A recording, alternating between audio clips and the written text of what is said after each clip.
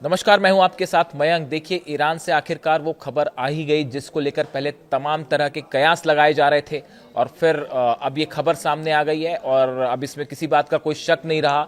खबर के मुताबिक इस्फहान न्यूक्लियर साइट पर ईरान ने S-400 डिफेंस सिस्टम का टेस्ट किया है और यह भी बताया जा रहा है कि रूस के कहने पर ईरान ने इस बार इस्फहान में S-400 डिफेंस सिस्टम से मिसाइल्स फायर की। देखिए, मैंने आपको सबसे पहले ये वीडियो बनाया था, करीब 3 महीने पहले की बात होगी। इस्फहान में ही देखिए एक बार फिर खबर सच साबित हो रही है। एक्चुअली आपसे 3 महीने पहले मैंने एक वीडियो बनाया था जिसमें आपको ये बताया था कि इस्फहान में एक मिसाइल फायर की गई। इस्फहान यानी कि वो न्यूक्लियर सेंटर जिस पर अमेरिका ने B-2 बॉम्बर से हमला किया था।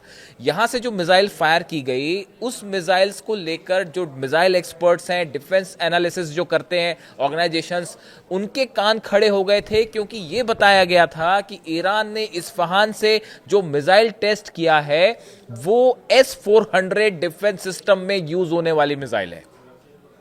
इस तरह की खबर आई। देखिए, ये खबर ऐसी थी जो कान खड़े करने वाली थी। मैंने उसको पढ़ा और सबसे पहले मैंने आपको एक वीडियो बनाया था, बताया था और इस तरह की बात मैंने कही थी कि जो टेस्ट हुआ ये उस मिसाइल का टेस्ट है जो S-400 में इस्तेमाल होती है, ऐसे दावे हो रहे हैं। और अब देखिए, करीब 3 महीने बाद खबर ये आई है कि ठीक 24 घंटे पहले ईरान ने इस्फहान न्यूक्लियर साइट के पास S-400 की कई मिसाइल्स दागी हैं। इस तरह की खबरें आपको कई डिफेंस एनालिसिस जो ऑर्गेनाइजेशंस हैं या मैगजीन्स हैं उसमें मिल जाएगी। मैं जो आपको एग्जैक्ट खबर छपी है वो पढ़ के बता रहा हूं।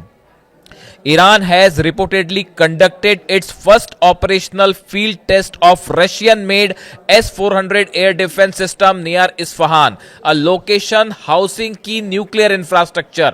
Analysis say the deployment signals Tehran is preparing for potential US और Israeli strikes. देखिए, इस खबर के मुताबिक जो छपी हुई है उसके मुताबिक मैं बता रहा हूं, जो ये दावे हो रहे हैं कि ईरान ने S-400 एयर डिफेंस सिस्टम का इस्फहान में अब खुलकर टेस्ट कर लिया है और ये भी दावे हो रहे हैं कि ये इस बार टेस्ट रूस के कहने पर हुआ। और देखिए, इसको उससे जोड़कर देखा जा रहा है जिस तरह से डोनाल्ड ट्रंप ने अपना दूसरा एयरक्राफ्ट कैरियर जो है वो भेज दिया है ईरान के पास। अब्राहम लिंकन पहले से मौजूद है, अब नया और सबसे बड़ा जो एयरक्राफ्ट कैरियर है वो ईरान की तरफ बढ़ रहा है और अगले 4 से 5 दिनों में वो मिडिल ईस्ट पहुंच भी जाएगा। देखिए, एक तारीख ऐसी है जिसके बारे में मैं कुछ कहना नहीं चाहता, लेकिन कई सारे लोग हैं उसके बारे में बातें कर रहे हैं। अगर आप डिफेंस एक्सपर्ट्स या उनके कमेंट्स देखें या उनसे चर्चा करें तो एक डिप्लोमेट्स के बीच में भी एक तारीख चल रही है, कहा जा रहा है 19 फरवरी। 19 फरवरी के बाद कभी भी ईरान पर हमला हो सकता है, इस तरह की बात सोशल मीडिया पे चल रही, कुछ लोग दावे कर रहे हैं। अभी मैं इस बारे में कुछ नहीं कहना चाहता। गजा को लेकर एक बड़ी मीटिंग होने वाली है अमेरिका में, बताया जा रहा है कि इस मीटिंग के बाद शायद ईरान पर हमला हो सकता है। खैर, हम उस पर बात करेंगे।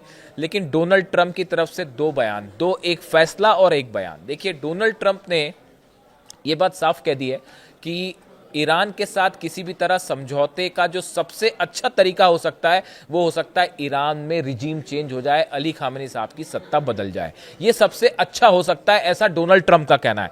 देखिए, मैं आपको बार बार कह रहा हूं, मैं पिछले कई महीनों से जब से मैंने वीडियो बनाए, मैंने हमेशा ये बात करी कि ईरान का न्यूक्लियर जो मटेरियल है, यूरेनियम जो है, वो असली टॉक का मुद्दा नहीं है।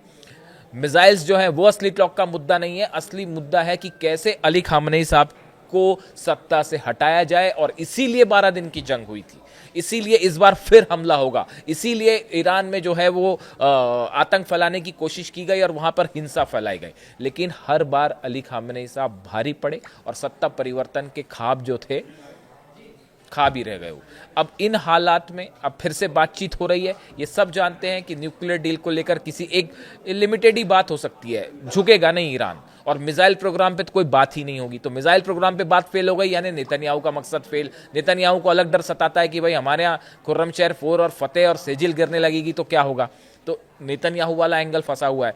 डोनाल्ड ट्रंप न्यूक्लियर बातचीत वाली जहां तक सवाल है तो उसको लेकर कई सारी चीजें हैं जो इतना आसान नहीं है। इस्फहान में और नतांज में इस तरह की खबरें हैं कि ईरान ने सीमेंट की कई लेयर बना दी हैं अपने ही न्यूक्लियर साइट के ऊपर। अब वो यूरेनियम है नहीं है, कहाँ है, कोई न्यूक्लियर वेपन है, इसकी जानकारी निकालना अब बेहद मुश्किल है। और बंकर बस्टर बम्स की भी एक लिमिट होती है। अब वो क्या, आप खुद सोचिए कि आप तबाह करोगे, क्या तबाह करोगे? आप ईरान पर हमला करोगे, ईरान जवाब देगा, वो तो एक अलग बात है ही, वो तो पूरे आपके बेसिस भी निशाने पे हैं, इजराइल भी निशाने पे है, वो तो नुकसान होएगा ही होगा। लेकिन आप ईरान पे क्या हमला करेंगे और कहां हमला करेंगे जब यही नहीं पता यूरेनियम कहां है? 400 केजी यूरेनियम जो है, एनरिच्ड यूरेनियम, वो कहां है किसी को नहीं पता। तो आप कहां हमला करेंगे? उससे क्या होगा हमला करने से? रिजीम चेंज तो नहीं होने वाली। आप अली खामनी साहब को टारगेट करेंगे, उसका नतीजा क्या होगा वो भी सोचना पड़ेगा आपको। तो ऐसे बड़ी सारी चीजें हैं जो एक इस ओर इशारा कर रही हैं कि एक बड़ी जंग। और देखिए अमेरिका ने, जो मैं आपको फैसले की बात कर रहा था, पहली बात तो डोनाल्ड ट्रंप का ये बयान कि रिजीम चेंज सबसे अच्छा ऑप्शन है।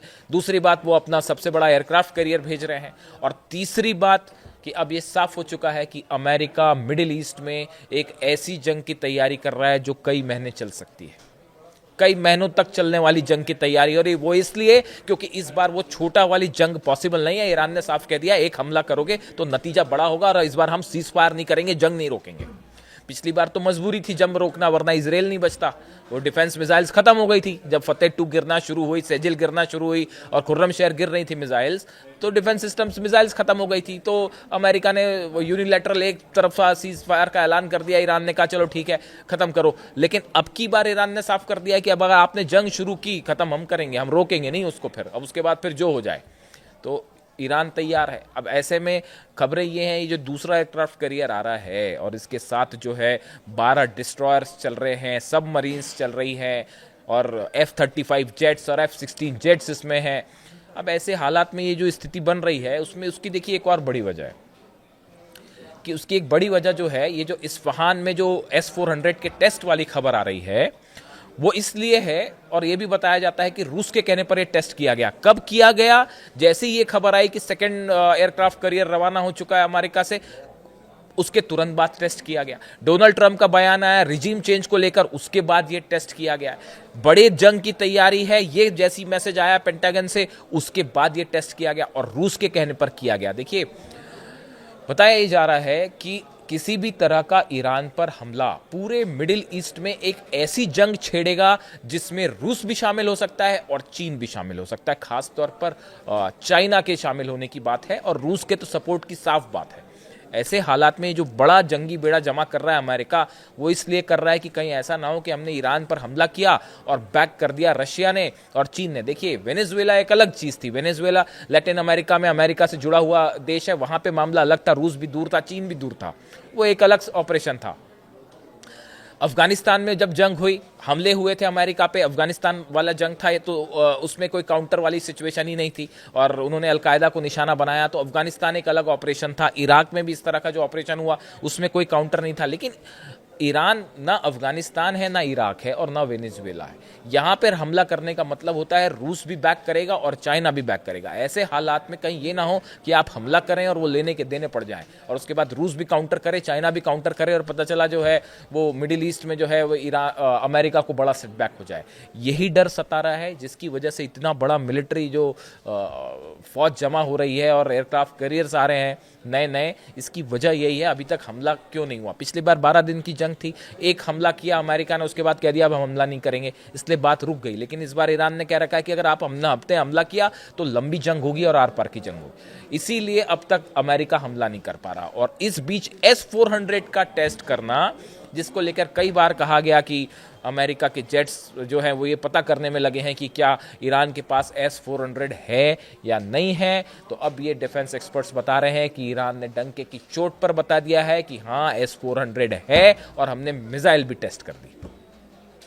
अब ये डिप्लॉय कहाँ कहाँ है ये सोचने की बात है। ऐसे में जो F-35 जेट्स अंदर आएंगे अगर, या F-16 आएंगे, या हो सकता है ना भी आए, बाहर ही बाहर जंग हो, लेकिन अगर आते हैं तो आएंगे तो, और इसीलिए कहा जाता है कि ईरान कह रहा है कि आपके प्लेन्स आएंगे लेकिन हम वापस नहीं जाने देंगे। और S-400 के टेस्ट की खबरें अब सब जगह जो है, जो डिफेंस सेक्शन है उसमें चर्चा का मुद्दा बन गई। अब देखिए इससे जुड़ा जो भी अपडेट होगा इस पर्टिकुलर खबर से जुड़ा? क्या S-400 को लेकर कोई और नया खुलासा होता है? क्या चाइनीज डिफेंस सिस्टम अभी भी एक बड़ा क्वेश्चन बना हुआ है कि क्या चीन ने भी अपना डिफेंस सिस्टम दे दिया है? वो 16 कार्गो क्या आए थे लेके, ये अभी तक CIA और मोसाद उसी में लगे हुए हैं कि खोजने में कि आखिर वो आया क्या था।